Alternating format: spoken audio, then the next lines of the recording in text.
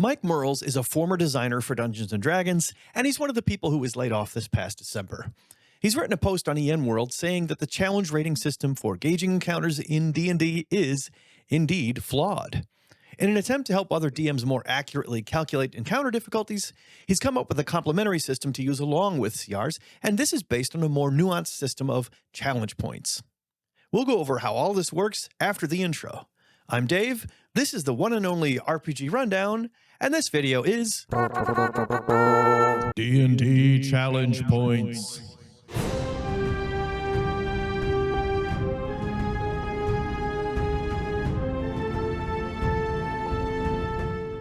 In his post, Mearls takes the blame for the CR system not working out well. He wanted to continue using CRs, which were introduced in 3rd edition because of their appealing simplicity, but he didn't have the time or resources to work on it as much as he would have liked, so the 5e version of CRs was rushed and turned out badly.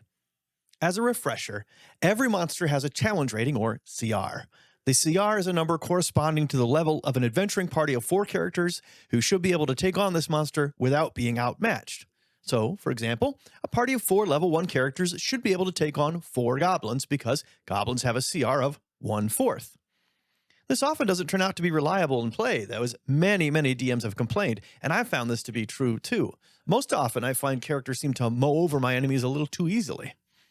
Now, some of this has to do with the action economy, which has been talked about a lot in the D&D community. Theoretically, 1 CR, 1 enemy should reasonably challenge a party of 4 level 1 characters, but in reality, the characters have 3 more turns than the CR 1 enemy, that many more attacks, and thus have an advantage. But even when you try to account for that, CRs still seem really inaccurate.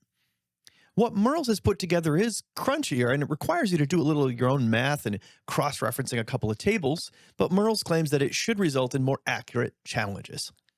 Let's take a look at how it works. Mearls has made documents available on GitHub for the system, and in them, he shows a generic CP budget, which shows the number of challenge points per character that make up for 4 levels of danger, from moderate to deadly. So instead of a CR that applies to an entire party of precisely 4 characters, we calculate CPs on a per-character basis. Here we can see that a moderate challenge for, say, a party of 4 player characters would be 3 CPs per character, for a total of 12. Now we cross-reference this with a level table. The level tables correlate monster CRs with these CPs we can use for our calculations. There are separate tables for levels because Mearls says the CR system does not scale up the player levels very well, so he fine-tuned the CP system to correct for this.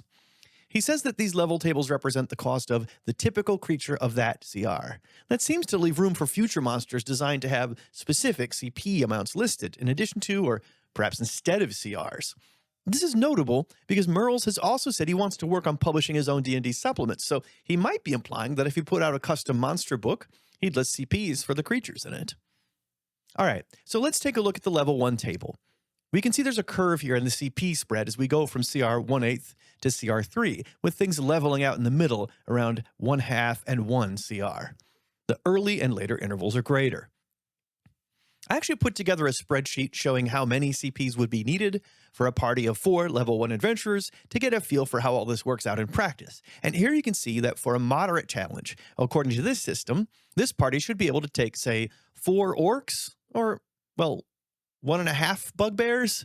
Mearls doesn't say anything about rounding, so my inclination is to consistently round down, which favors the player characters a little. Notice, too, that for CRs 2 and 3, these levels go below 1. The ogre comes in at 0.75, so maybe you could choose to throw 1 at your party and see what happens.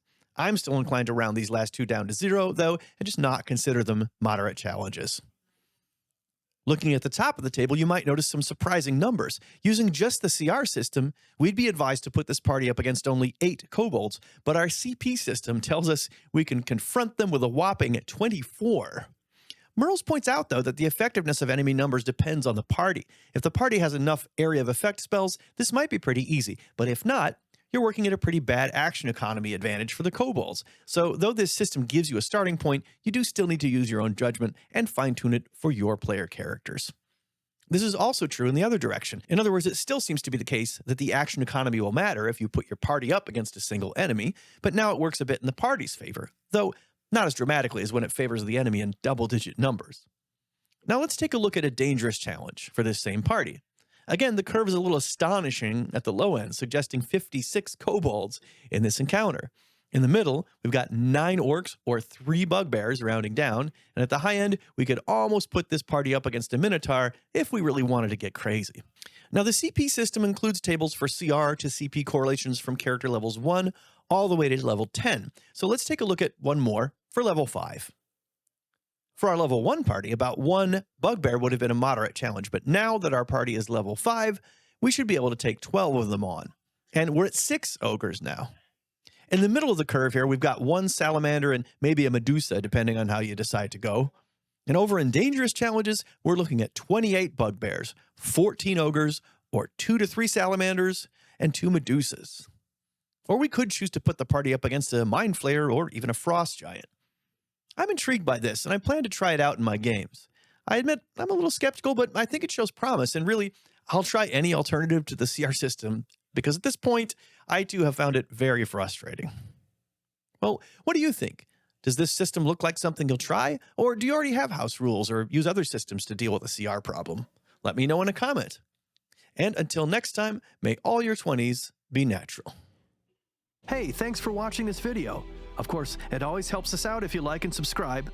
And check this video's description for a link to a few other cool things from Game Talk Network. Links to other channels in the Game Talk Network, like the Board Game Rundown, the Miniatures Rundown, and the Lorcana Rundown. A link to our Patreon for the Game Talk Network, where RPG Rundown is one of the pledge levels you can select. And a link to our GTN Discord server. Thanks for watching, and see you next time.